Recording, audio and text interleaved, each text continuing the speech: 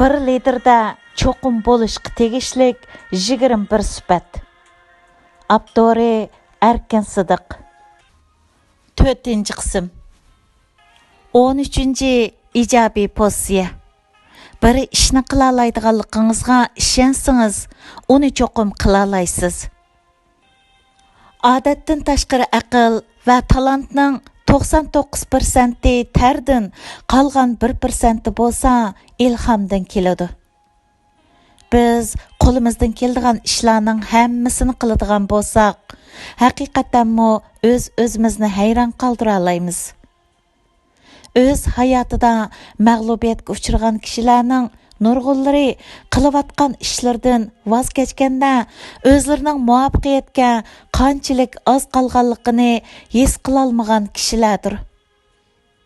Yuqorqilar hamma o'qirmanlarga tanishlik bo'lgan dunyoga dangliq kashfiyotchi Thomas Edisonning degan gaplari.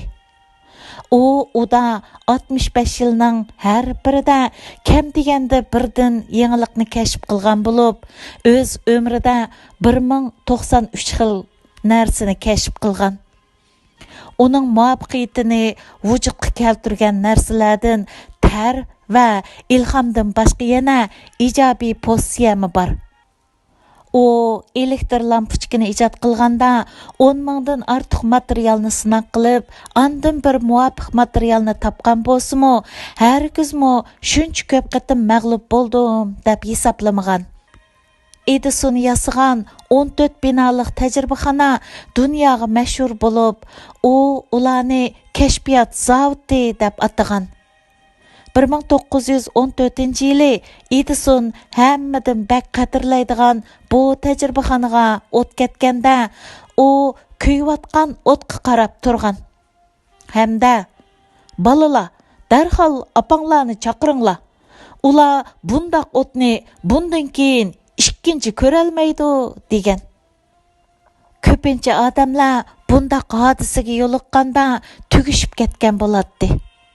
Biroq Edison unda qilmagan. Edison yuqorqi voqeadan keyin men 67 yoshga kirdim. Biroq men ishni yangidan boshlasam bo'lmaydigan darajada qiyra emas. Men hozircha buningga o'xshash ishlarni o'z beshimdan nurg'un qatim o'tkazib boqqan degan. 84 yoshga kirganda vafot bo'lgan. Men o'qirmanlarga mazkur maqolni o'qib, mush yerga kelganda o'zim tayyorlagan yaxshi mag'lub bo'lish uchun qanday qilish kerak degan nutq tekstini bir qatim o'qib beqishini tashabbus qilaman. Agar Edison shu bir ijobiy pozitsiyalik odam bo'lmagan bo'lsa, u yuqorqidek muvaffaqiyatlarga erisholmagan bo'ladi. Agar siz o'z umrida nihoyat zo'r muvaffaqiyatlarga erishgan kishilarning hayotiga qarab boqadigan bo'lsangiz, ularning hammasining turmushga nisbatan nihoyat ijobiy pozitsiyada bo'ladiganligini bayqaysiz. Agar siz bir unumli lider bo'lishni istaydigansiz, sizda ijobiy pozitsiya bo'lishi shart.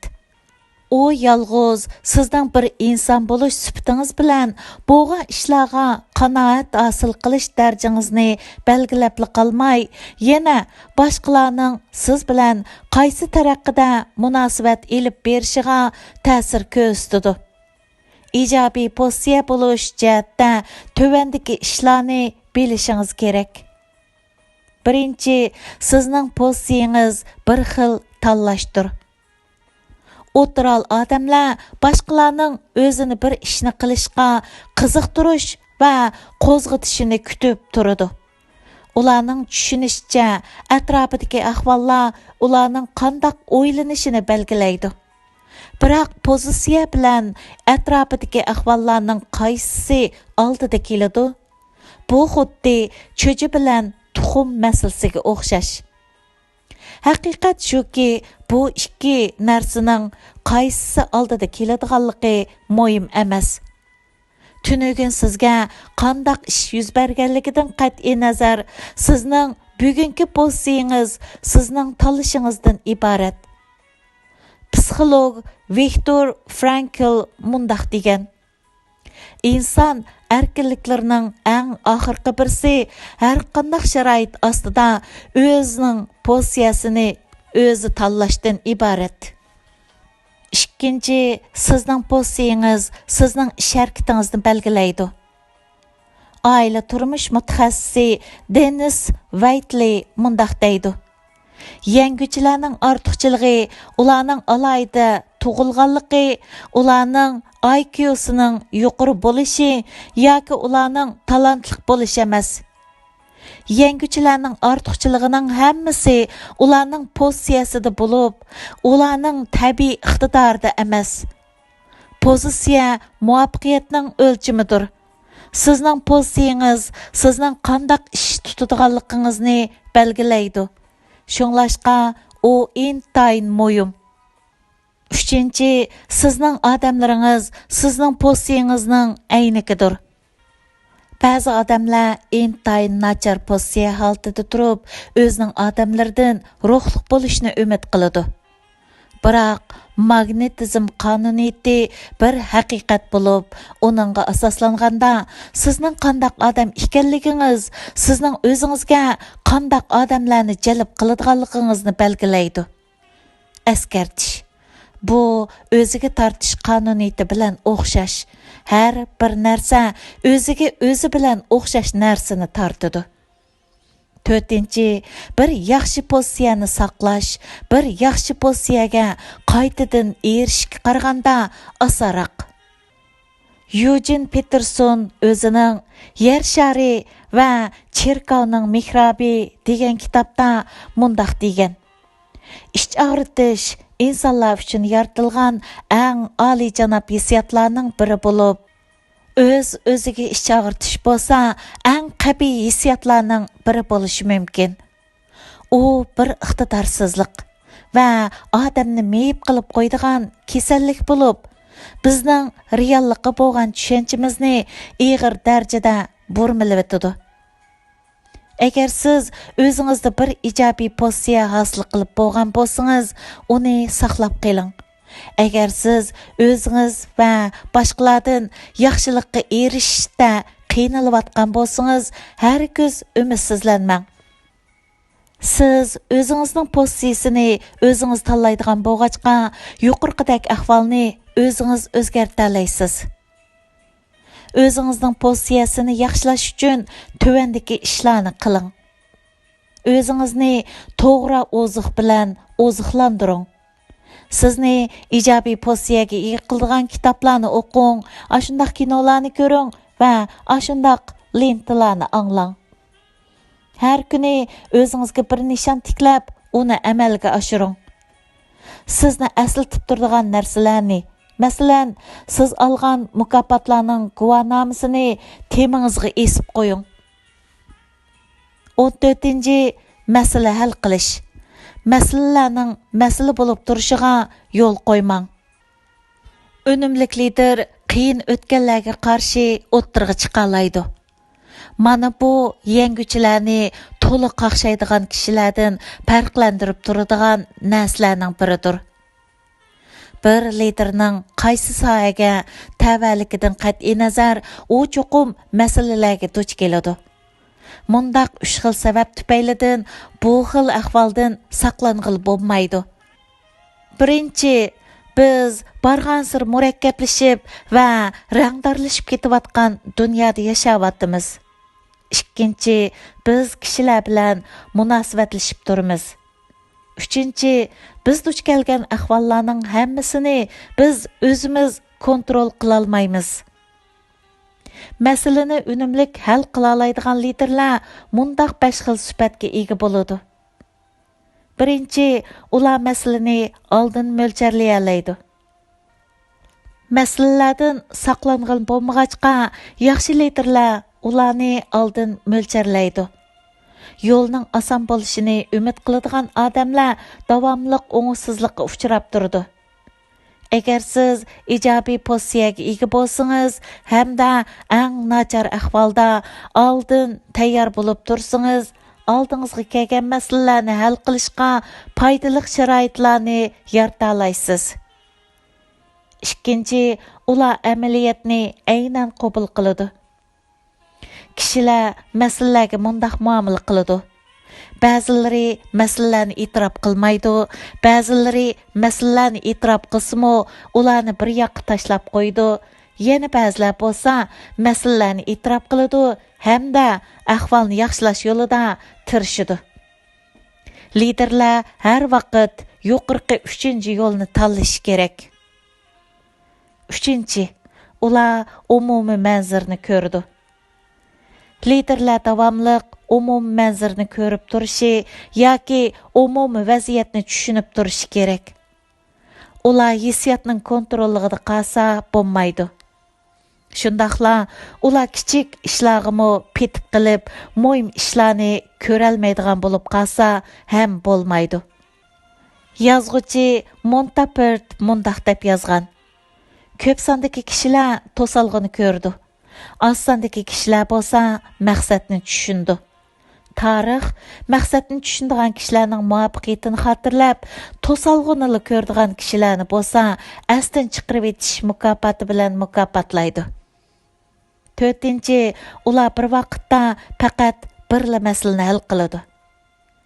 Qiyinchilikqa ko'p duch keladigan liderlar masalalarning ko'pligidan nafas ololmay qilib, masalani qo'lning uchida hal qilishga urinadigan kishilardir.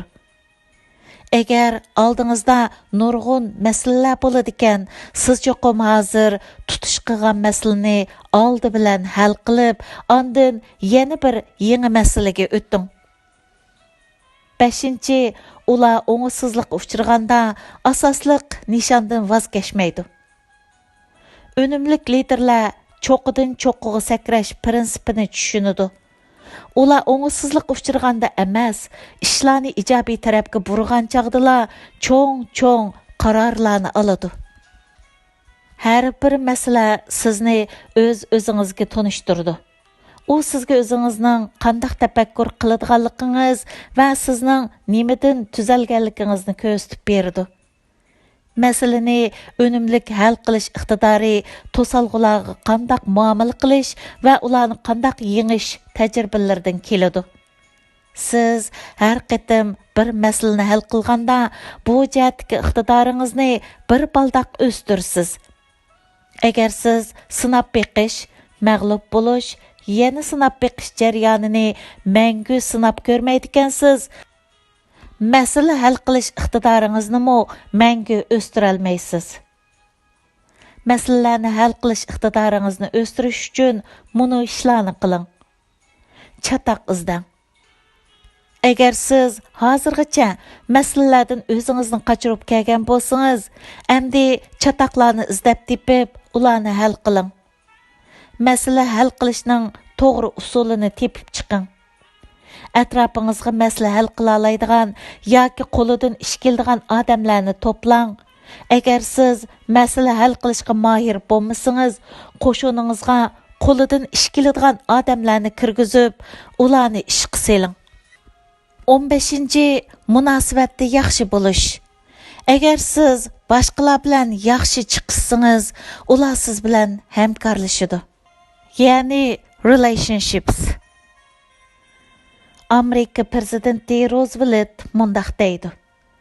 Muvaffaqiyat tanlamasining eng muhim tarkibiy qismi kishilar bilan qanday chiqishni bilishdan iborat. John Maxwell mundaq deydi. Kishilar sizning o'zlariga qanchalik ko'ngil biladiganligingizni bilmaguncha, sizning qanchalik bilimlik ekanligingizga parvo qilmaydi.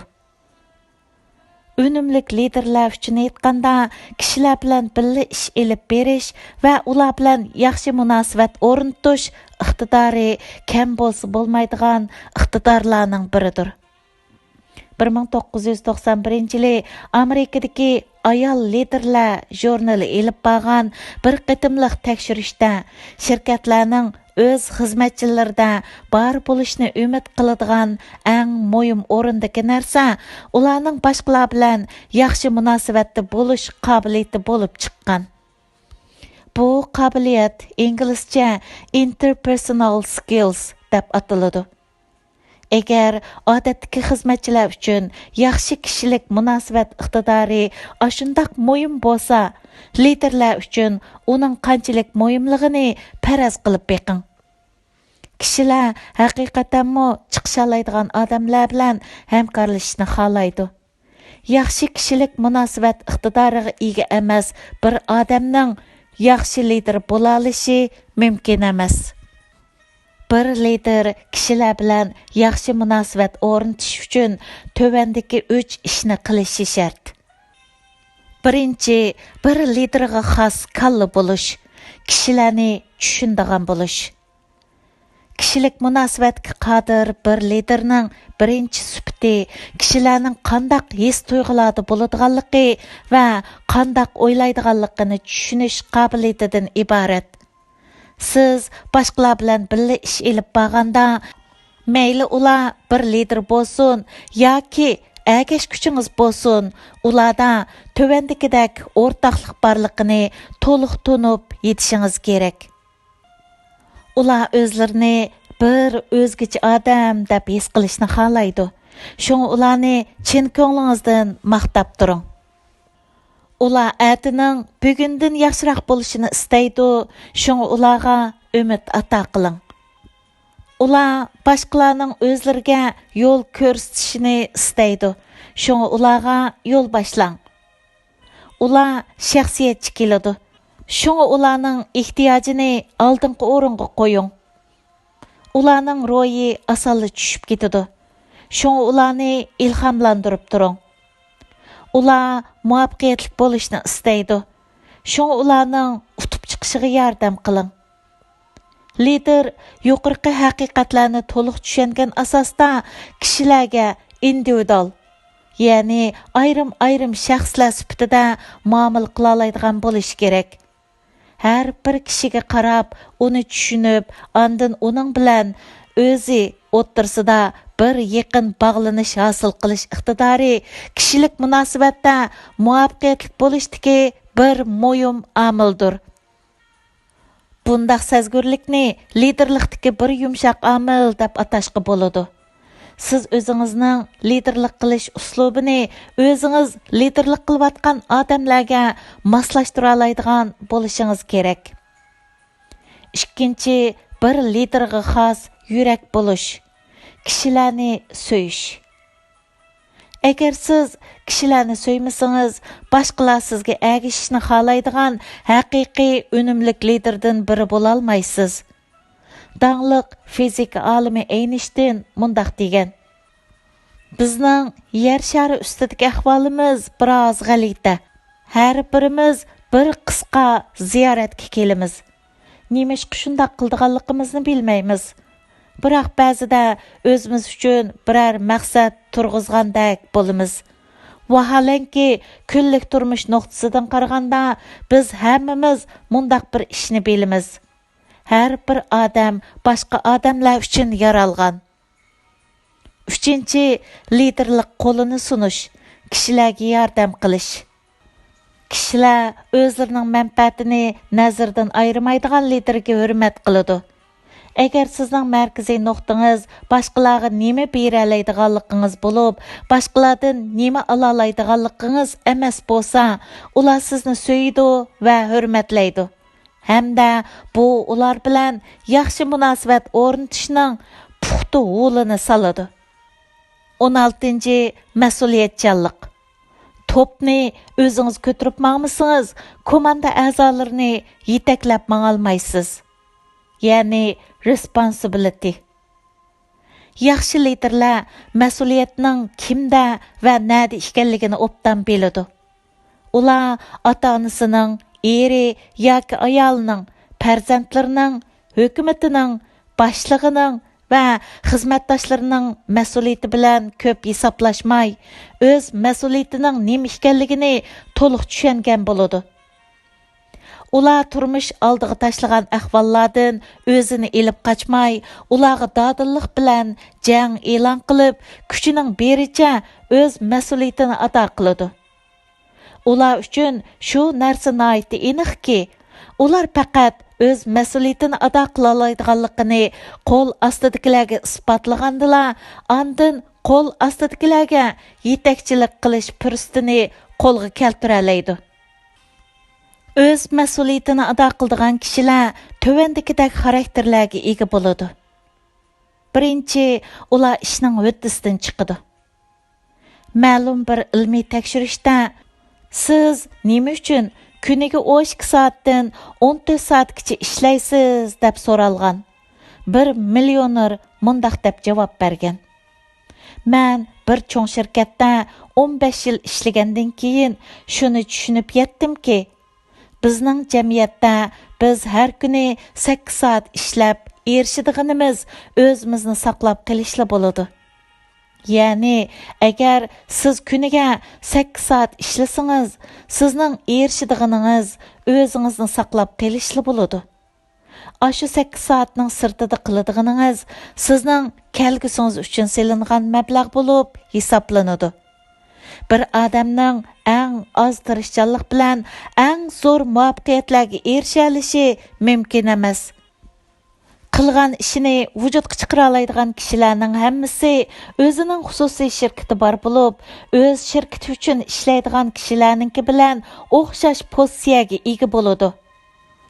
Agar siz imkon qadar ko'proq natija qozonib, o'zingizning agash kuchlaringizning ishonchiga erishmoqchi bo'ladigansiz, sizdami ashundoq ro'yi holat bo'lishi kerak. Ikkinchi, ular ishni talabdan yuqoriroq qiladi. Mas'uliyatchan kishilar hargizmo bu mening ishim emas deb o'ylamaydi. Ular qandaq badal to'lashdan qat'iy nazar o'z tashkiloti ehtiyojli bo'lgan ishlarning hammasini o'z ishidek qilib tamomlaydi. Agar siz muvaffaqiyatli bo'lishni istaydigansiz, tashkilotni o'z manfaatingizning oldiga qo'yish ro'yiga ega bo'lishingiz kerak. Uchinchi, ular har vaqt namunalikni istaydi. Namuna bo'lish istiki odamni ilhomlantiradigan kuchlik qo'zg'atquchi kuch. Namunalikni istaydigan va uningga erishish uchun qattiq tirishadigan kishilarning hammasi davomli mas'uliyatchan keladi. Hamda ular o'zining borlig'ini umum uchun taqdim qilganda cho'ng radga chiqqandek his qiladi. Muvaffaqiyat mutaxassisi Jim Rohn mundaq deydi. Ro'yi besim o'zingiz qila oladigan ishlarni to'liq qilmasdan kelib chiqadi. Hamma ishni yuqori sifat bilan qilishni o'zingiz uchun bir nishon qiling. Shunday qilsangiz, mas'uliyatchanlik sizga tabiiy holda ata bo'ladi. To'rtinchi, ular har qanday ahvol ostida natija yaratadi. Bir mas'uliyatchan odamning eng oliy sifati uning boshlagan ishni oxirigacha davomlashtirish iqtidoridan iborat. Agar siz boshqalarni yetaklamoqchi bo'ladigansiz, cho'qum natija yaratishingiz kerak. Men maqolning mazkur qismida tushuntirgan mazmunlarning ichida mundaq ikki muhim uqum bor. Birinchi, mas'uliyatchanlik. Ikkinchi, bir odamning har kuni 8 soatning sirtida qilgan ishi, o'sha odam o'zining yoki o'z xalqining kelgusi uchun solgan mablag' bo'lib hisoblanadi. Mas'uliyatchanlik odam xarakterining 6 turigining biri bo'lib, men bu haqda o'zimning odam xarakterining 6 turigi degan maqolasidami bir oz to'xtalgan edim. Men bu yil 7 oyda Kanadaning Toronto shahriga berib, Amerika optika jamiyati tarafidan o'rinlashtirilgan 5 kunlik xalqaro ilmiy tadqiqot yig'iniga qatnashdim. Hamda o'zimning kasbiy sohasida bir ilmiy doklad berdim. Bu yil 8 oyda Amerikaning San Diego shahriga berib, xalqaro optika injenerlar jamiyati tarafidan o'rinlashtirilgan bir haftalik xalqaro ilmiy tadqiqot yig'iniga qatnashdim. Hamda u yerdami o'zimning kasbiy sohasida yana bir temada ilmiy doklad berdim. O'z odatim bo'yicha bu yig'inlarda doklad bəgüçilərinin dokladını anlaş bilan birgə, ularning qaysı dövlətdən kelganligiga, nima millat ekanligiga, ularning ilmiy tadqiqotni qandaq elib borganligiga, ilmiy dokladni qandaq berdiganligiga diqqat qilib turdim. Hamda men o'zimizni yoki Uyg'urlarni ular bilan selishtirib o'ylanib turdim.